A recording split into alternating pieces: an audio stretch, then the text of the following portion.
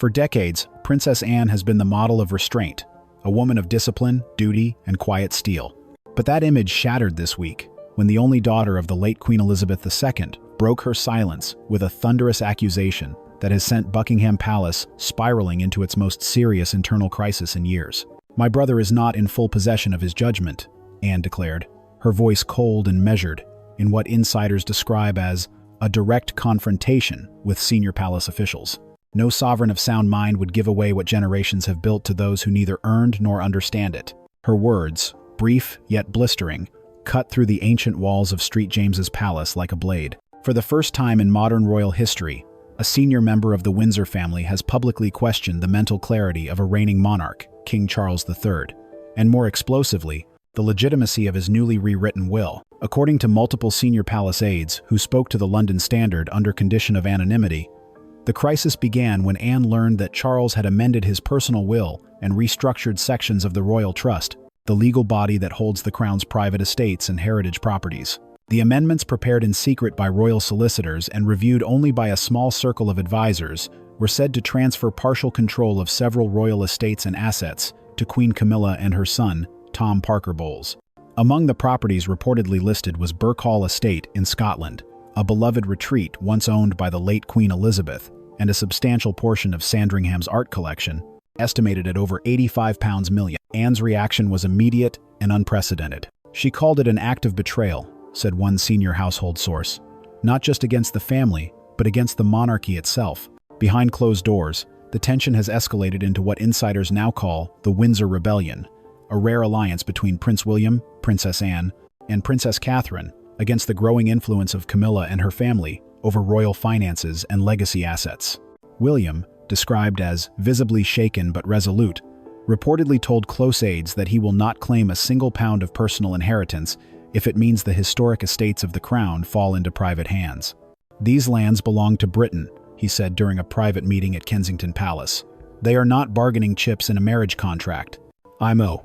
Catherine, meanwhile, is said to have advised her husband using her well-documented legal expertise, reportedly warning that any transfer of Crown-associated property could constitute a breach of the Royal Trustees Act and might be challenged in court as a misuse of sovereign authority. "Kate is no longer standing quietly behind the curtain," said one legal source close to the Princess of Wales. "She's reading documents, marking clauses, calling barristers.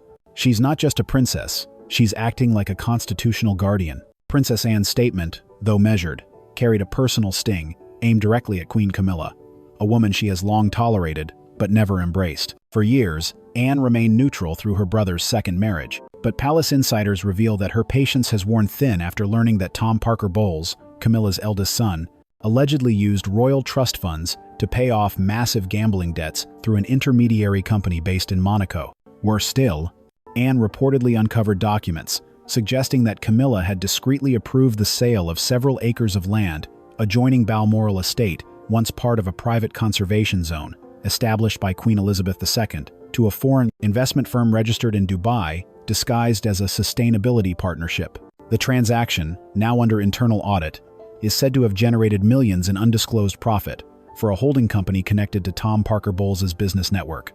When confronted with these findings in a tense meeting last week, Anne reportedly slammed her palm on the table and said, "My mother's land is not a ledger item for your son's debts."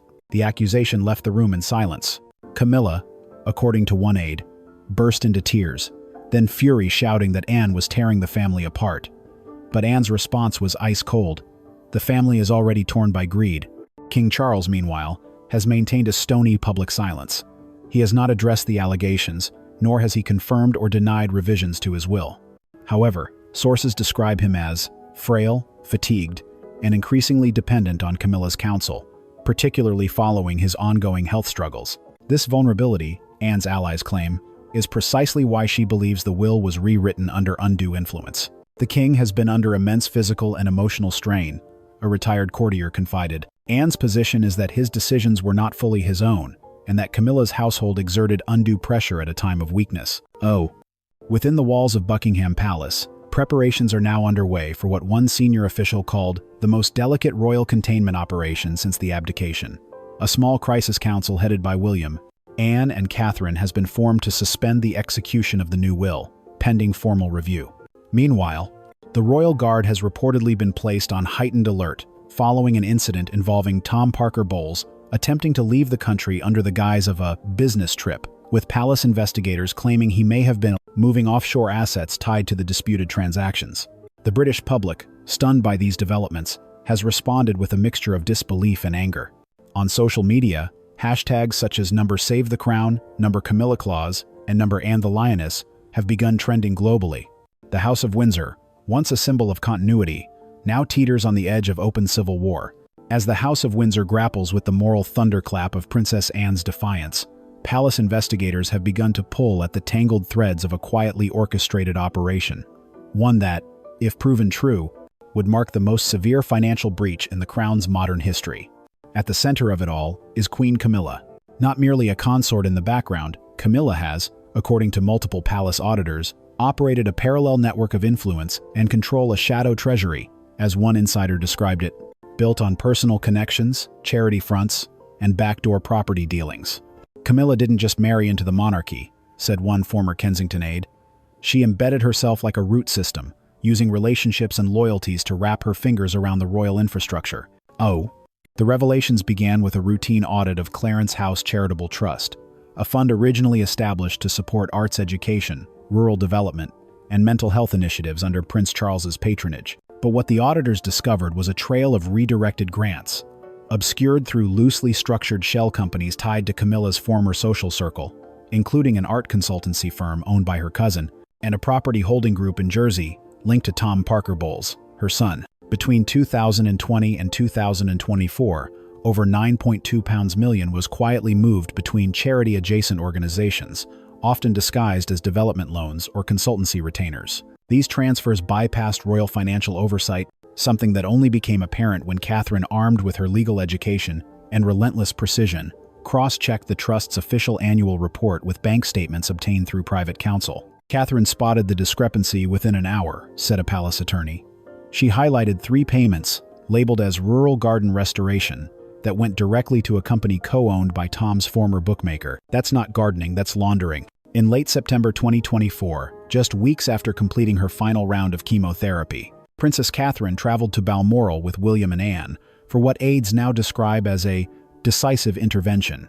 The Queen was away. Charles was alone, holding a binder of printed receipts, wire transfer screenshots, and internal memos. Catherine addressed her father-in-law with quiet but cutting words. "If you cannot protect the crown's legacy," she said, "then I will." King Charles, weakened by illness and stunned by the clarity of the accusations, reportedly broke down in tears. "I didn't know," he kept repeating, shaking his head. But Catherine wasn't finished. She laid out a plan.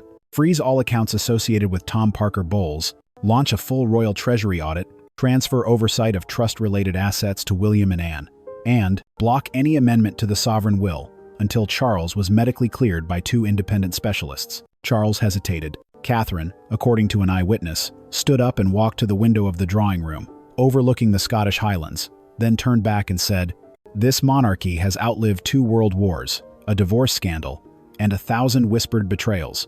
It will not fall to embezzlement and favoritism." With Charles's reluctant assent, the orders were given. Within 48 hours, legal teams from the Crown Office descended on several private firms believed to be associated with the laundering scheme. One of them, Alabaster Holdings, was frozen assets totaling £4.6 million in offshore accounts, seized under suspicion of misuse of charity funds. Tom Parker Bowles, who had been preparing for what insiders call a discreet exit to Zurich, was intercepted at Heathrow. Under questioning by the palace guard and financial crime solicitors, he claimed ignorance and attempted to frame the transfers as gifted retainers for advisory work. But when presented with evidence of his gambling debts, including a £1.2 million settlement with a private casino in Monaco, he reportedly turned pale. Meanwhile, Camilla vanished from public view, citing exhaustion and a spiritual retreat in Cornwall. But palace sources confirm she was restricted from all financial correspondence by royal decree,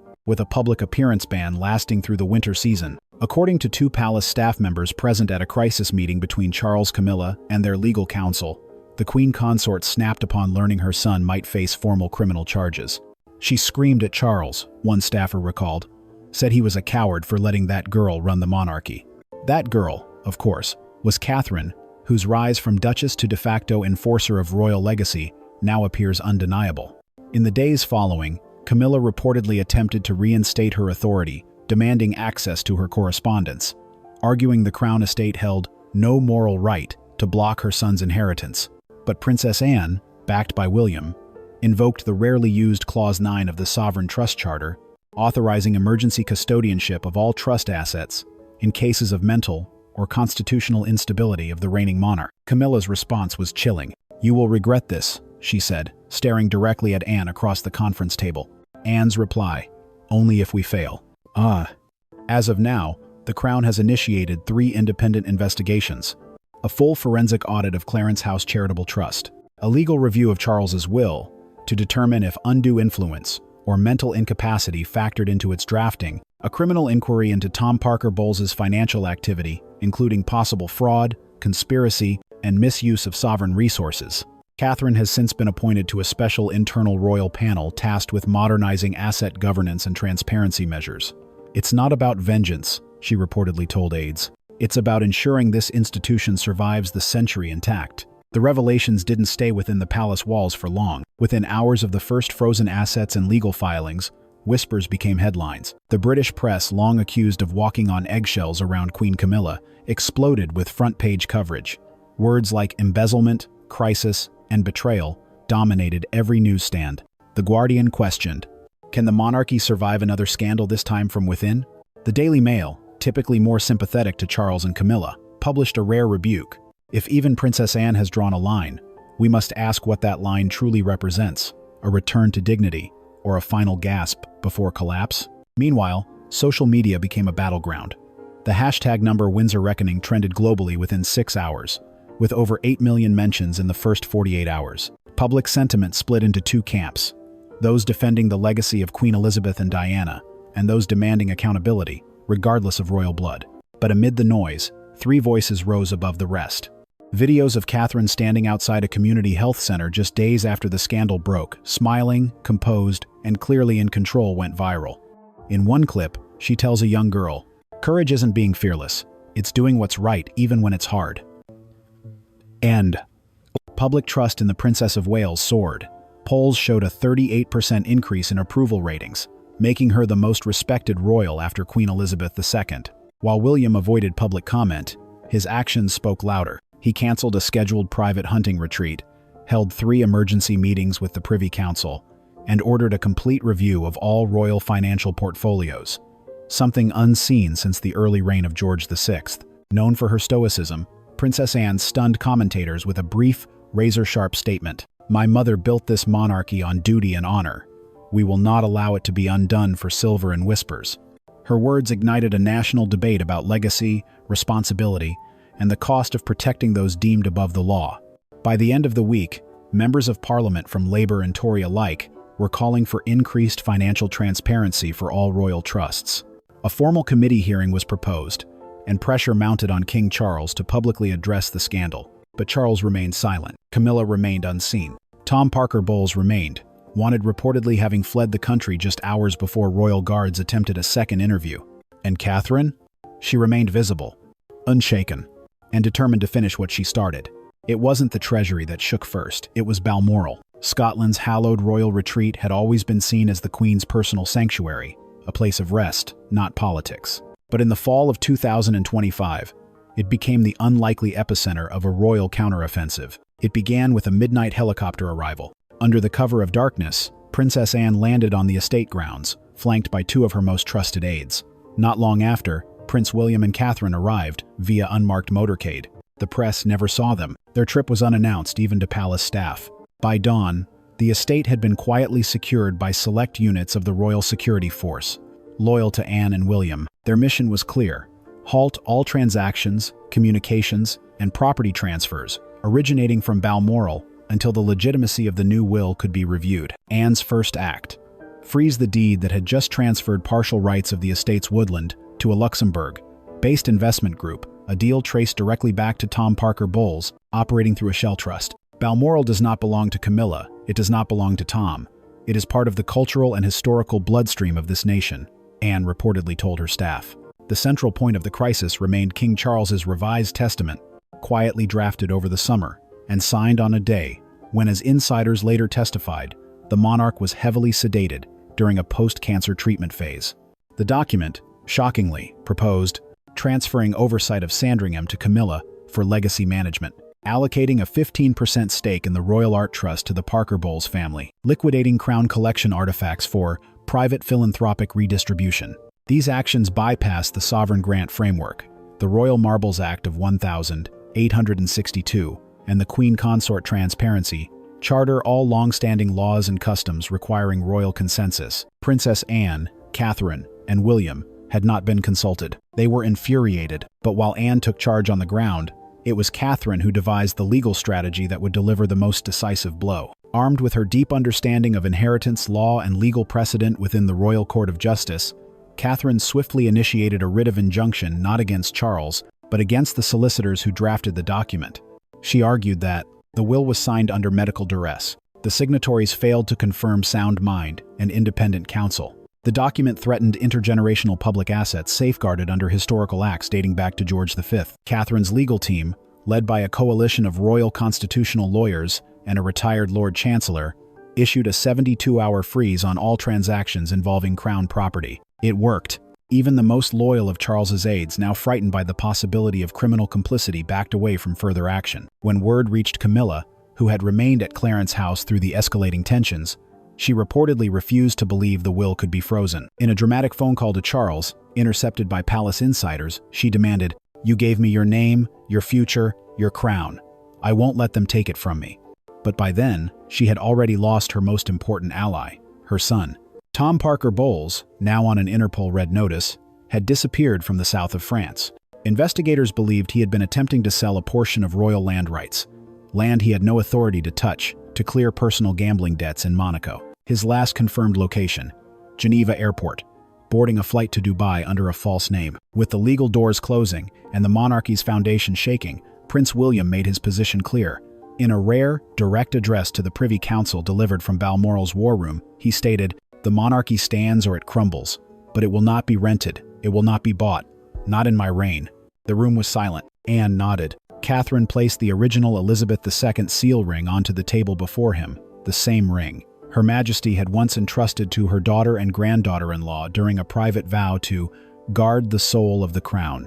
As legal proceedings took hold and Camilla remained isolated within palace walls, the public now awaited Charles's first public appearance since the controversy erupted. Would he defend his actions? Would he disavow them? Or would he finally acknowledge that the line between crown and consort had been blurred, perhaps beyond repair? The next move was his. But for the first time in decades, his children were no longer waiting. They were leading.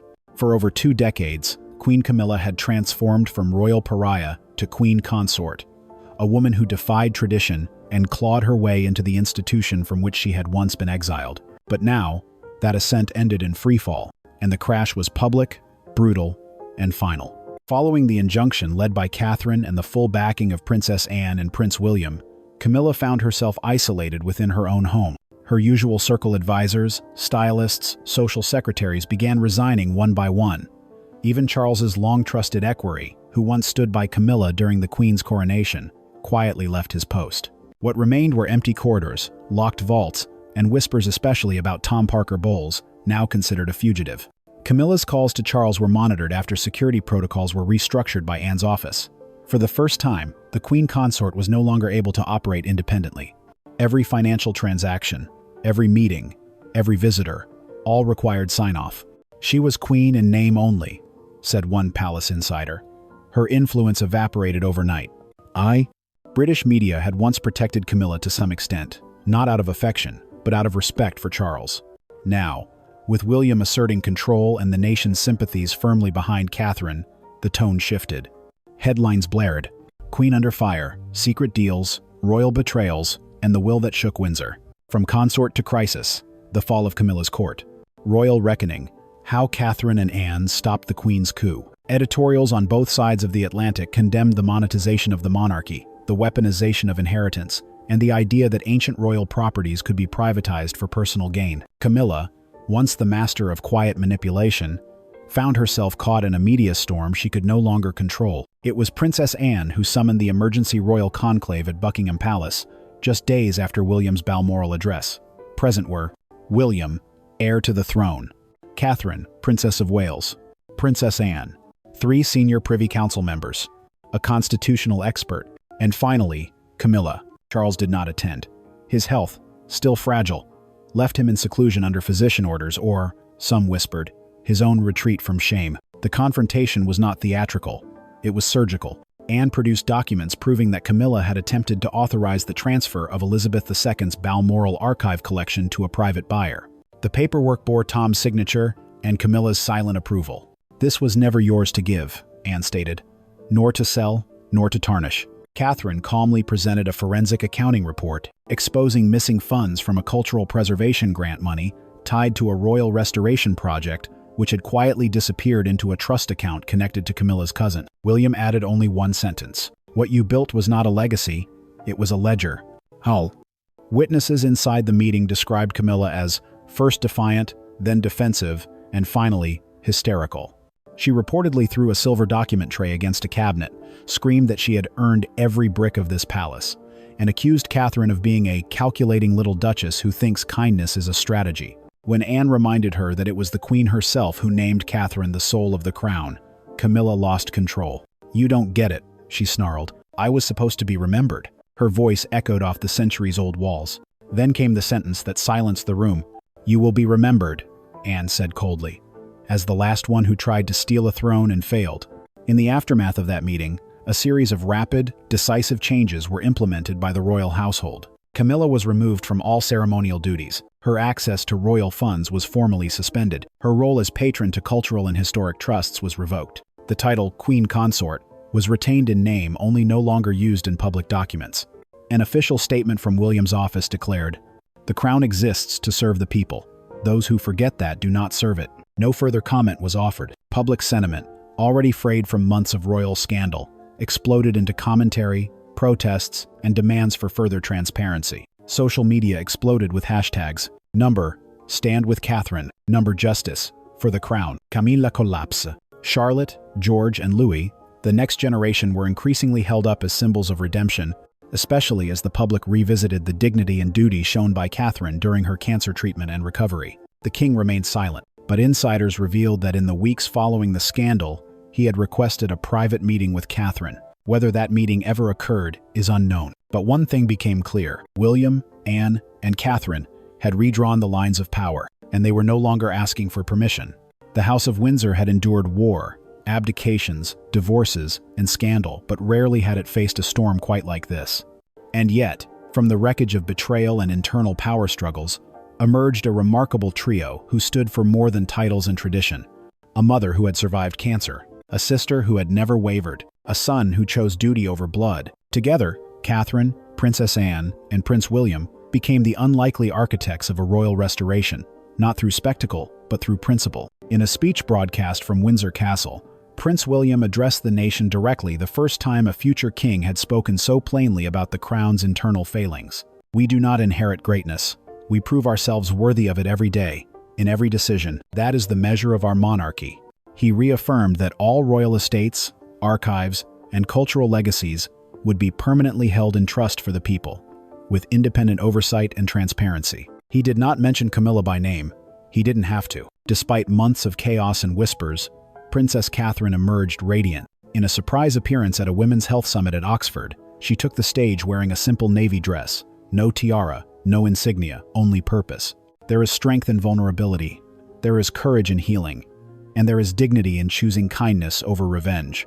Catherine formally launched the Elizabeth Diana Global Fund for Women's Cancer Research, pledging resources not just for UK hospitals, but for underserved communities across the Commonwealth. She was greeted not with royal fanfare, but with standing ovations from doctors, survivors, and young women who saw in her a modern leader. And though she made no formal announcement, her subtle gesture, placing a hand over her lower abdomen, sparked a wave of speculation and joy. Another child on the way? A new spring for the monarchy?